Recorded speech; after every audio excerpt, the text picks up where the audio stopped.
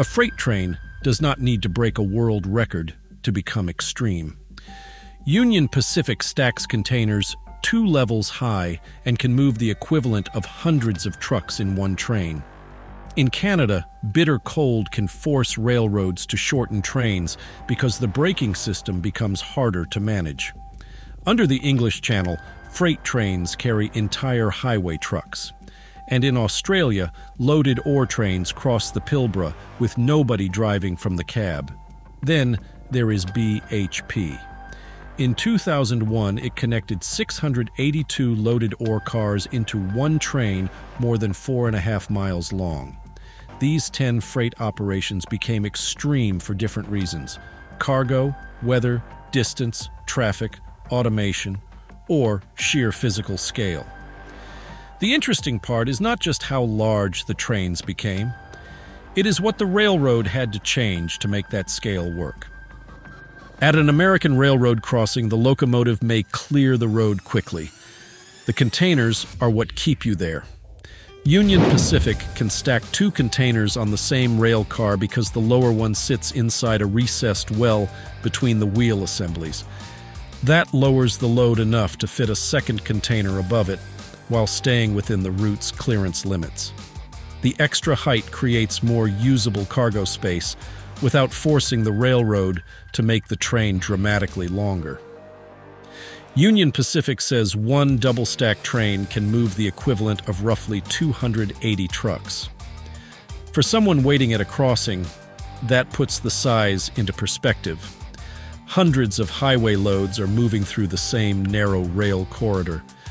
Those containers can carry electronics, clothing, food, machinery, and other freight that moves between ships, trains, and trucks without being unpacked every time it changes transportation mode. Double stacking solves one freight problem by using vertical space. Canadian railroads face a limit that stacking cannot fix. At -13 degrees Fahrenheit, Canadian National begins tightening the limits on some of its longest freight trains. The reason runs through the entire consist. Freight cars use compressed air for braking. On a long train, that air has to move through connections between hundreds of cars. Severe cold can increase leakage at hose couplings and make the brake system harder to maintain across the full length of the train. So CN shortens it. Under one winter operating tier, trains using distributed power are limited to 10,000 feet when temperatures fall below -13 Fahrenheit. Colder conditions can bring tighter restrictions. The cargo does not disappear when the temperature falls.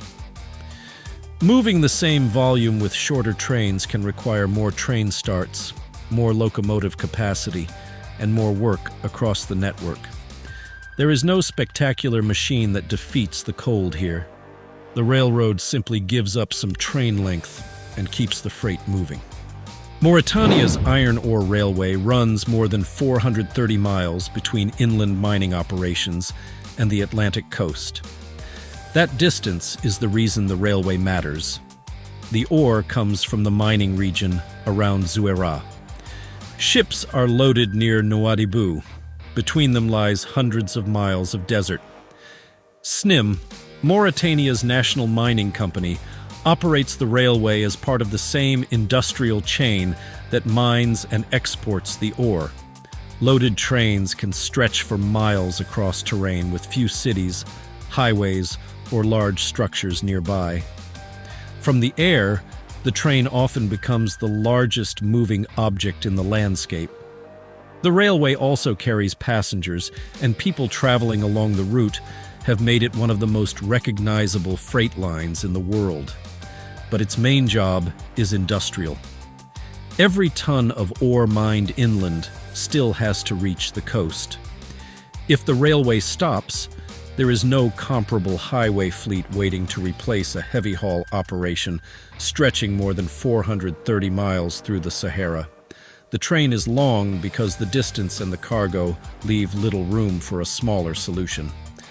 Vale faces a similar mine-to-port problem in Brazil, but the landscape could hardly look more different. The Carajás Railway runs about 608 miles through northern Brazil toward the Ponta de Madeira Maritime Terminal. A full heavy-haul train can arrive with 330 ore cars. At the terminal, those cars are separated into smaller groups and sent through wagon dumpers, which empty the ore before it moves toward the stockyards and ships. That unloading sequence explains why rail capacity matters.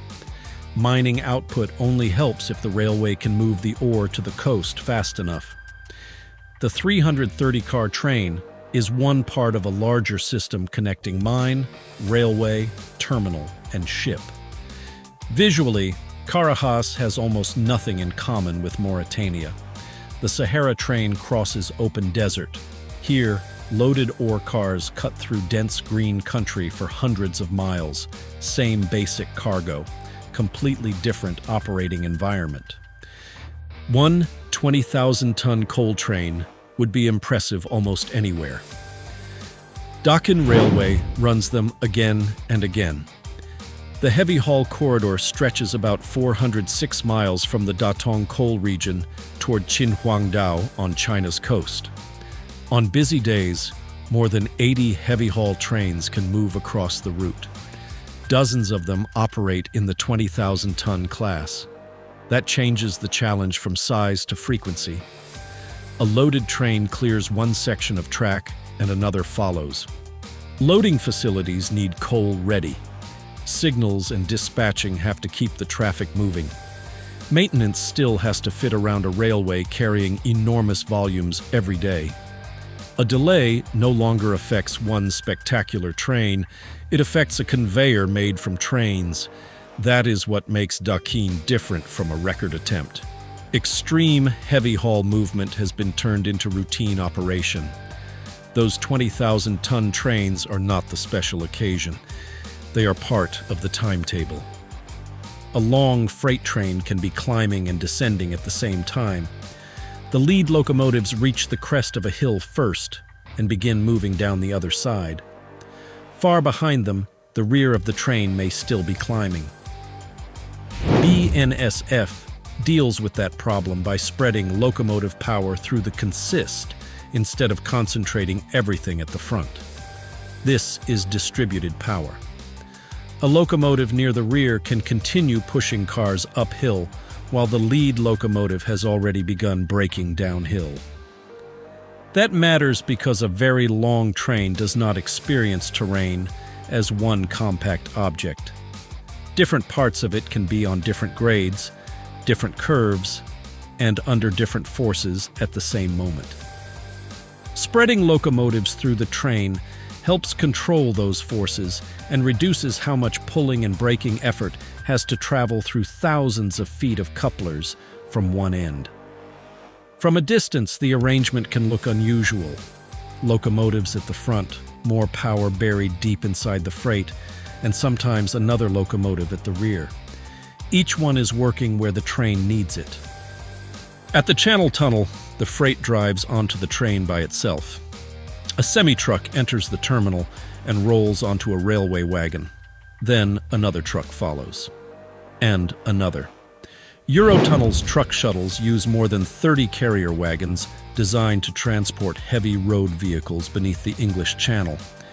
Each carrier can take a truck weighing up to roughly 44 metric tons. A fully loaded shuttle can weigh around 2,500 metric tons. The drivers do not remain inside their trucks during the underground crossing. They travel in a separate carriage while the highway vehicles ride behind them. The cargo is not removed from the truck. The truck becomes the cargo.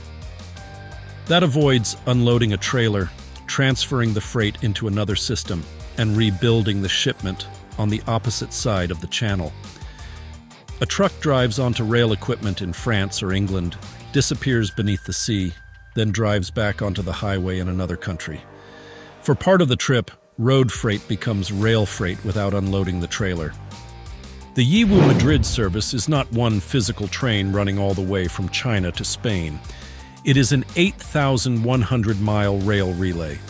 The containers keep moving while locomotives, crews, and even the railway systems underneath them change along the route. One major complication is track gauge. China and much of Western Europe use one standard. Parts of the route through the former Soviet rail network use a wider gauge. At those breakpoints, the cargo has to be transferred before continuing. The service also crosses multiple countries and relies on different operating crews along the way. So the remarkable part is not one locomotive staying in motion for 8,100 miles. It is the chain of handoffs required to keep the shipment moving.